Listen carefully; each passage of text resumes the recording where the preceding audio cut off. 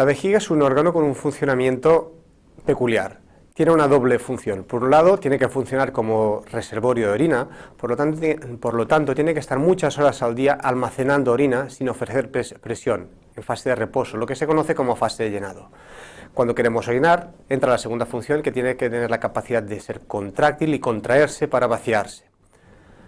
Esto es importante porque si miramos las 24 horas del día, veremos que la fase de llenado ocupa muchísimas más horas que la fase de vaciado. Si miramos una persona que orine normalmente 5 o 6 veces al día y cada una de las micciones le ocupe unos 20-25 segundos, que sería algo bastante normal, vemos que la función de vaciado está presente solamente en menos de un 1% del total de horas del día. Esta es una de las explicaciones por las cuales toda la sintomatología de llenado, ya sea hiperactividad, urgencia o dolor, como el caso de la cistopatía crónica, sea tan importante y afecte tanto la calidad de vida de los pacientes.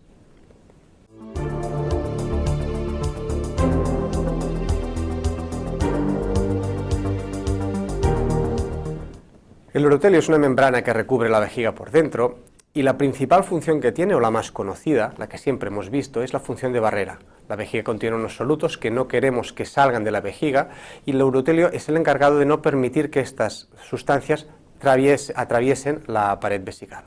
Pero aparte de esta función de barrera, en los últimos años hemos ido conociendo que el urotelio tiene unas capacidades bastante peculiares también. Una de ellas es la capacidad sensitiva, tiene la propiedad de transmitir señales desde la cara luminal hacia los nervios de debajo y es capaz también de controlar los estímulos nerviosos y la actividad que hay dentro de la pared vesical.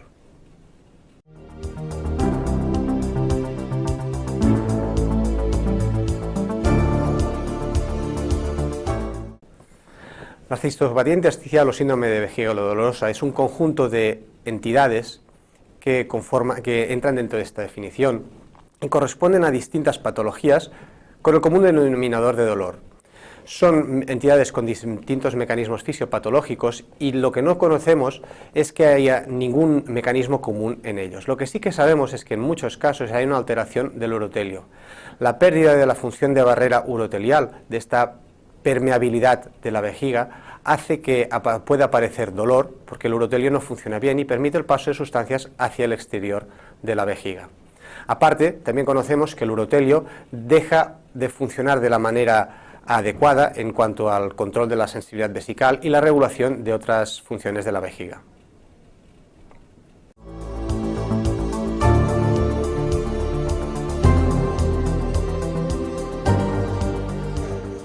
El urotelio funciona como barrera de protección por varios motivos y probablemente el principal es porque en su cara luminal, en la parte de dentro de la vejiga, tiene una capa muy impermeable conocida como capa de glicosaminoglicanos.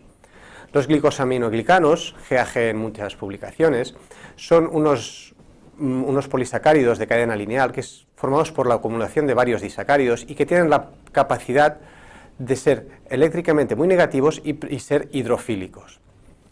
Esta capa actúa como barrera y impide el paso de sustancias hacia afuera de la vejiga. En el caso de la cistopatía dolorosa, lo que vemos es que hay lesión, hay menos glicosaminoglicanos de lo que debería haber. Hay zonas de la vejiga que no tienen esta capa, por lo cual pasan estas sustancias hacia el exterior de la vejiga y aparece una reacción inflamatoria o una respuesta dolorosa. Es curioso cómo el urotelio en pacientes con cistopatía crónica pierde su capacidad de regeneración de los glicosaminoglicanos.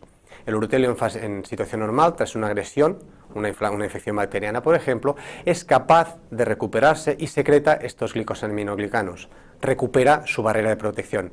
Cuando hay un estímulo crónico que no permite recuperar o que el urotelio recupere esta función de secreción, no se puede regenerar la barrera de glicosaminoglicanos, se perpetúa esta permeabilidad de membrana y puede aparecer una cistopatía crónica.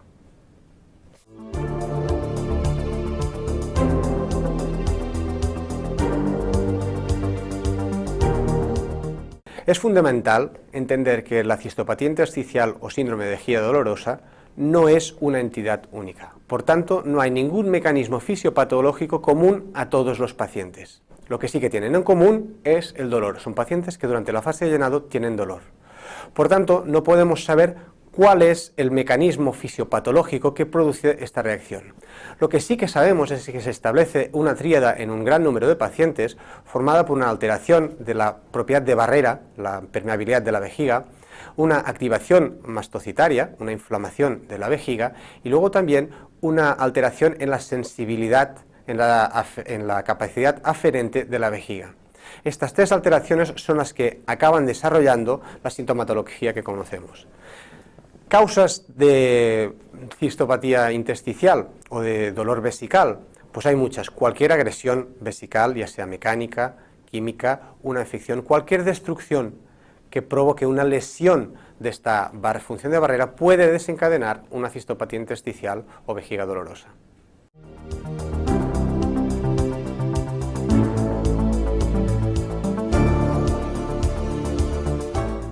El óxido nítrico es una sustancia presente en muchas partes del organismo, si no en todas, y a nivel de la vejiga tiene un gran papel en el control de las aferencias vesicales, lo que es la sensibilidad de la vejiga. Se ha descrito como un aumento del óxido nítrico disminuye la sensibilidad de la vejiga, mientras que si inhibimos este óxido nítrico, las vejigas son mucho más respondedoras a estímulos en su interior. Esto se ha visto con estudios experimentales en ratas. ¿Por qué es importante el óxido nítrico? De cara a futuros tratamientos como la utilización de inhibidores de la fosfodiesterasa 5. Estos fármacos, utilizados en otras patologías como la disfunción eréctil y parece que muy próximamente, en un plazo muy breve, se utilizarán para la sintomatología del tracto urinario en pacientes con HBP, mejoran, aumentan y potencian el efecto del óxido nítrico a nivel vesical. Si el óxido nítrico disminuye la sensibilidad de la vejiga, pueden ser una hipotética opción terapéutica en un futuro para tratar a estos pacientes, ya dado que pueden disminuir la sensibilidad de la vejiga.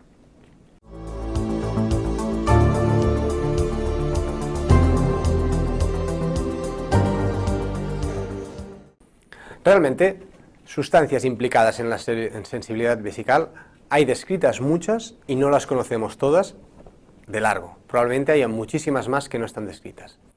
Algunas de ellas, el ATP, el óxido nítrico, factores de crecimiento, interleuquinas, prostaglandinas, muchas sustancias distintas. Un ejemplo de ellos es el ATP. El adenosíntrifosfato es una molécula filogenéticamente muy antigua que está presente en una infinidad de procesos metabólicos en todo el organismo. A nivel de la vejiga actúa como neurotransmisor para la contracción del detrusor en vejigas patológicas, como puede ser una vejiga hiperactiva. Está demostradísimo que el porcentaje de acción del ATP es más alto. Pero aparte de esta función contráctil, el ATP también actúa como regulador de la sensibilidad.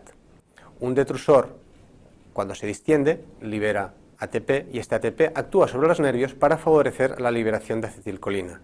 Aparte también aumenta la sensibilidad, las vías aferentes y provoca una mayor sintomatología de llenado de los pacientes.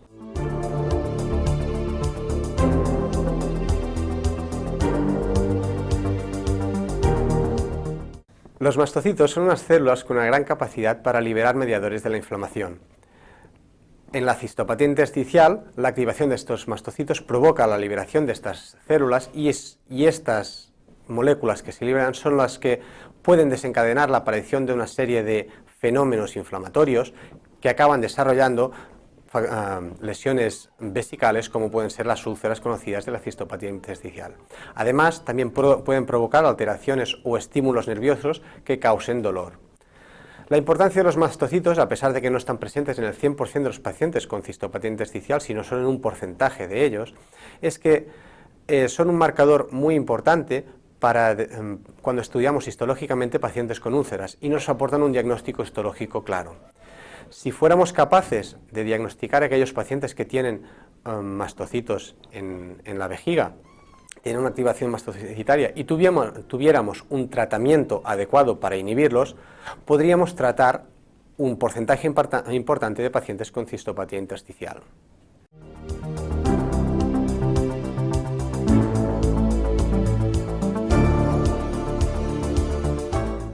Se han intentado utilizar muchos marcadores distintos, pero no hay ninguno que se pueda correlacionar de forma exacta con los estudios histológicos y con la clínica de los pacientes. Por lo tanto, a día de hoy no existe ningún marcador fiable para la cistopatía intersticial o síndrome de vejiga dolorosa. Uno de ellos, que vale la pena comentar, es el factor de crecimiento nervioso, Nerve Growth Factor en inglés, que se ha relacionado con dolor vesical. Se sabe que pacientes con una vejiga enferma producen mayor secreción de este factor, y lo que se relaciona es con la clínica de dolor y de sintomatología de llenado de estos pacientes.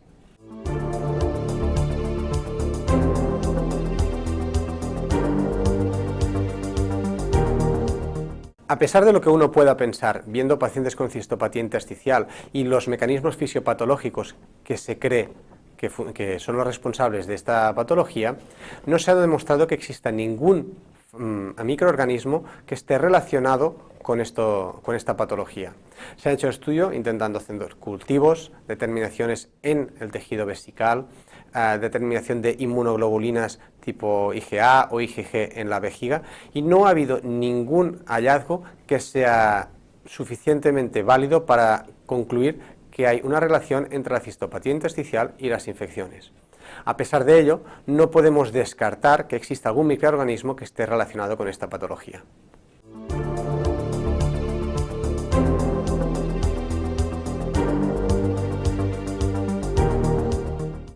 Todos los conocimientos básicos que tenemos actualmente sobre la cistopatía intersticial vienen por el estudio de tejido obtenido de pacientes con esta patología, a los que le sacamos una muestra de vejiga y podemos hacer estudios histológicos, estudios moleculares y en algunos casos estudios en baños de órganos.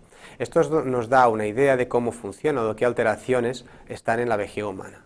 Otro mecanismo, otro sistema para estudiar es la utilización de modelos animales. Generalmente tú puedes conseguir una vejiga dolorosa, una cistopatía crónica, si instilas ciertas sustancias proinflamatorias en la vejiga de un animal. Lo más frecuente es utilizar ratas. Y curiosamente hay un modelo que es muy difícil de conseguir, porque por las características que tiene, es que existe una enfermedad propia de los gatos que se llama la cistopatía intersticial felina. La dificultad de utilizar este modelo, que sirve para evaluar estudios histológicos y estudios en baños de órganos, es porque la frecuencia de aparición de esta enfermedad es muy baja, y luego porque para administrar medicamentos a estos animales se requiere un permiso especial y realmente es difícil conseguir el permiso a nivel legal para poder administrar fármacos a estos animales.